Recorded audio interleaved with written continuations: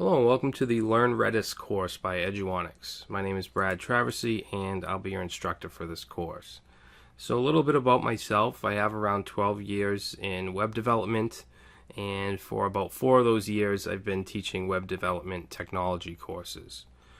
Okay, so I specialize in JavaScript server-side web development with languages like PHP and platforms like Node.js, as well as some database administration. I also have many other courses available at eduonix.com if you're interested. So in this course we'll be focusing on the open source Redis data structure server or database. Alright, so some of the things we'll touch on: what is Redis? We'll talk about essentially what it is and what it's best used for. Redis is a command-based database, so a lot of this course will be focusing on the different commands and syntax. Data structures. Redis is known to have really efficient data structures like lists and sets and hashes, so we'll be focusing on that. Redis clients.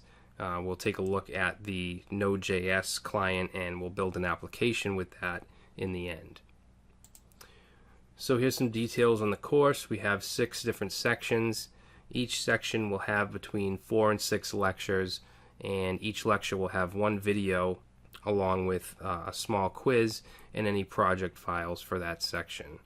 Okay, and then at the end, in the last section, we'll have a project where we'll build a task manager application. So here are the sections. We have the Intro to Redis section first, and then we have Getting Started with Redis, where we'll jump in and install it. I'll show you how to install it on Windows, but for the most part, we're going to be working in Linux Ubuntu.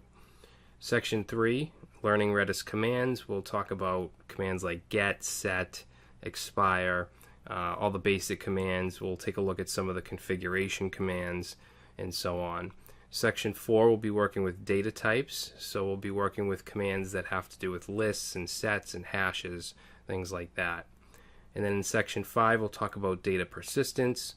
Redis works with data in memory but can also persist data to the disk using a couple different methods, so we'll take a look at those. And then finally in Section 6 we're going to build a task manager using Node.js along with the Redis client. Alright, so that's a quick summary of what you can expect from this course. I really hope you enjoy it, and I'll see you in the next video.